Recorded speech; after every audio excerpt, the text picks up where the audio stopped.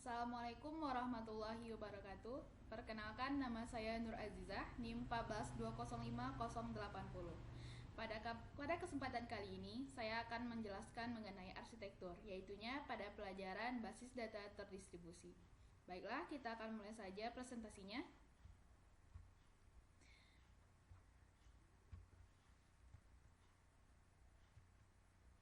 Basis data terdistribusi.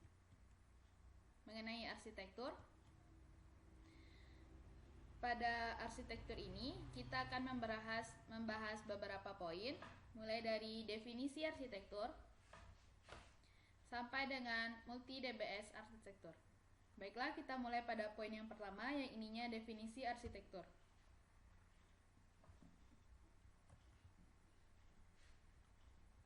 Definisi arsitektur. Arsitektur.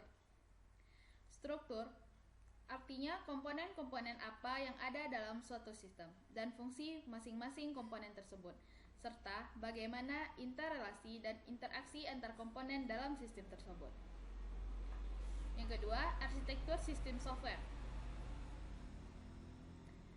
Spesifikasi dari arsitektur sistem software menyebutkan bermacam-macam modul beserta interface dan interrelasi antar data dan alur kontrol dalam suatu sistem, yaitunya yang pertama, programming in the small, pengembangan individual modul, programming in the large, pengintegrasian modul-modul menjadi suatu sistem yang komplit.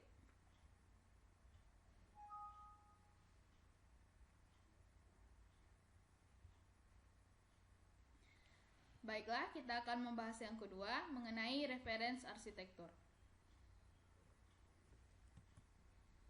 Reference arsitektur.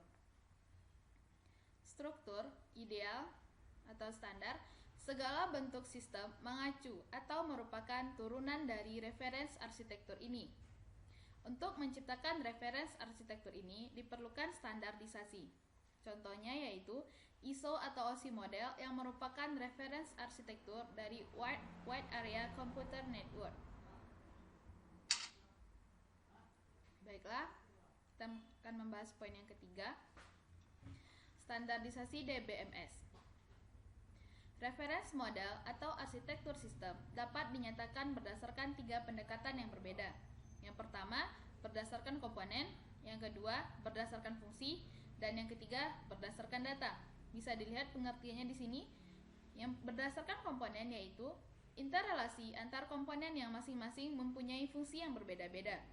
Kalau berdasarkan fungsi, penyediaan fungsi-fungsi atau fasilitas-fasilitas yang dapat memenuhi kebutuhan user yang berbeda-beda. Strukturnya kebanyakan berbentuk hierarki sesuai klasifikasi user. Contohnya ISO atau OSI model. Yang ketiga, berdasarkan data. Karena data merupakan sumber daya yang utama yang dimanage oleh DBMS, maka pendekatan ini menjadi pilihan yang tepat untuk melangkah lebih jauh ke proses standarisasi. Selanjutnya yaitu ANSI atau SPARC arsitektur. ANSI atau SPARC arsitektur akhir tahun 72, the Computer and Information Processing Committee of the American National Standard Institute atau disingkat ANSI membuat studi grup DBMS di bawah bantuan Standard Planning and Requirement Committee atau disingkat SPARC. Misinya adalah studi tentang kelayakan atau feasibility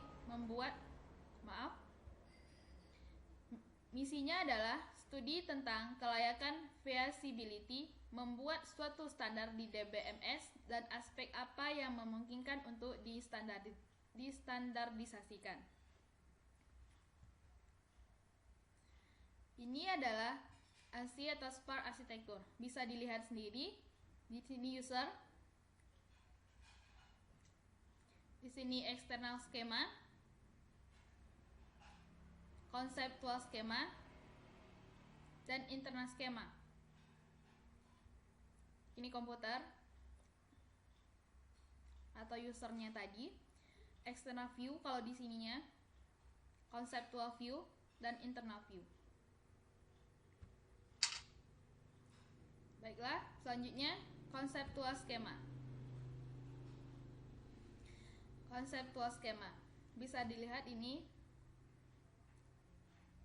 ada relation, ada key-nya, ada atribut.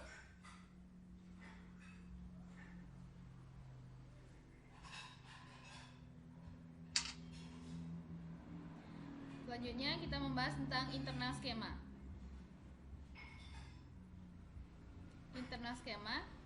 Internal ini contohnya.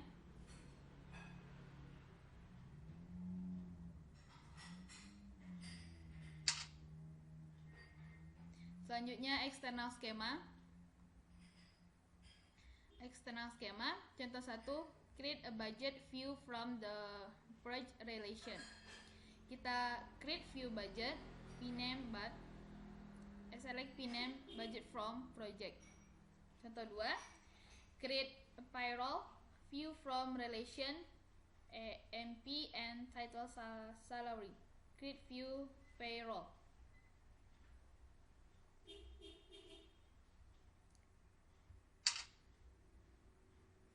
Selanjutnya kita akan membahas mengenai model arsitektur untuk distribute DBMS. Model arsitektur untuk distributed DBMS. Klasifikasi distributed DBMS atau 3 dimensi permasalahan. Yang pertama, distribusi. Lokasi komponen sistem di suatu tempat atau tidak. Yang kedua, heterogenitas. Bermacam-macam level. H atau W, komunikasi. Maaf, ini sangat mengganggu. Yang terpenting, data model, query language, transaction management, algorithm. Yang ketiga, otonomi. Versi desain otonomi.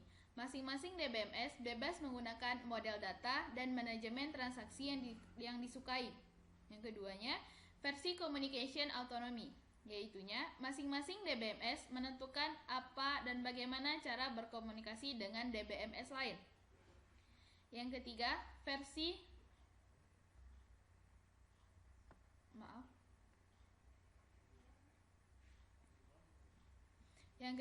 versi execution autonomy, yaitunya masing-masing DBMS mengeksekusi operasi-operasi lokal dengan berbagai cara yang disukai. Selanjutnya kita akan lanjut ke poin selanjutnya, alternatif implementasi DBMS. Alternatif implementasi DBMS bisa dilihat sendiri gambarnya. Ini distribution, ini heterogeneity, ini autonomy. Federated DBMS, multi DBMS, distributed multi DBMS, client server.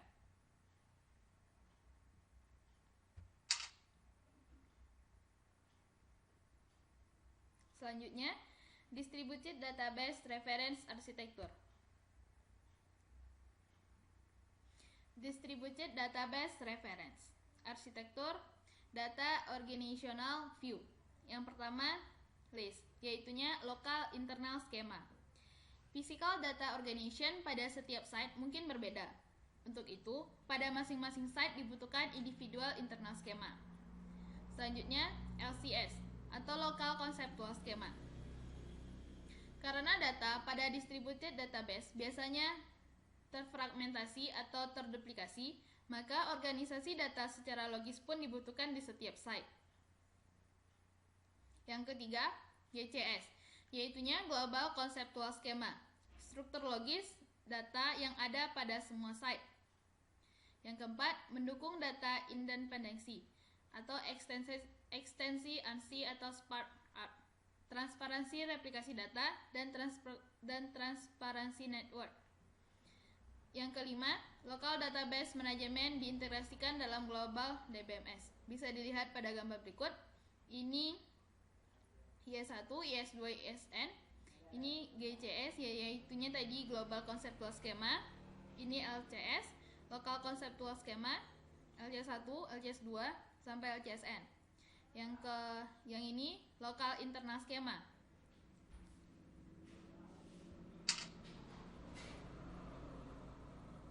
Selanjutnya, komponen-komponen distributed DBMS, peer-to-peer. Komponen-komponen distributed DBMS bisa dilihat pada gambar di bawah ini. Ini user request dari user. Ini adalah user interface handler. Ini external schema, global conceptual schema. Ini user processor, dan ininya data processor. Local conceptual schema, ini adalah system log. Local internal schema, dan terakhir disimpan pada database.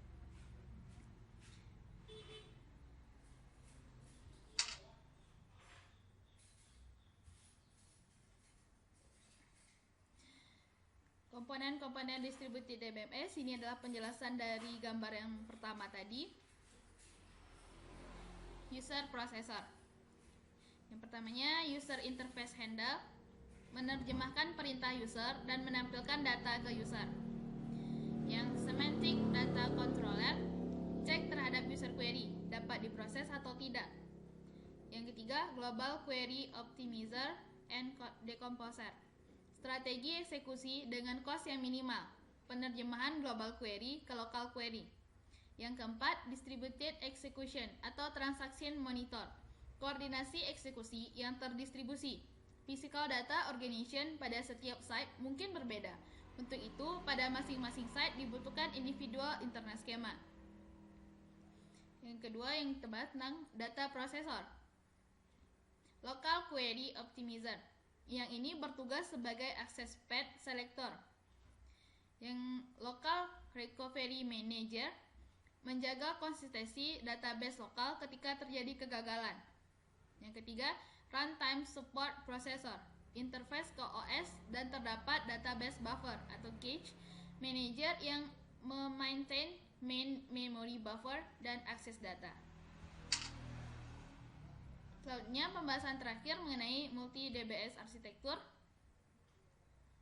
Multi DBS arsitektur bisa dilihat sendiri.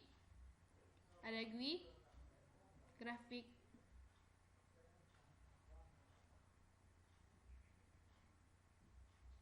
ini adalah user interface, query processor, query optimizer. Ini yang DBMS-nya melalui local request. Ini yang dari samping ini.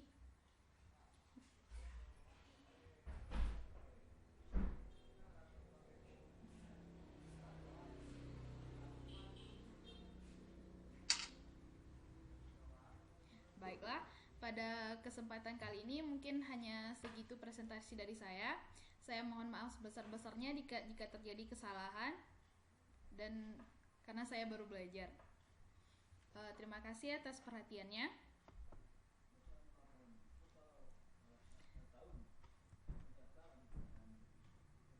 Saya sudahi dengan Assalamualaikum warahmatullahi wabarakatuh.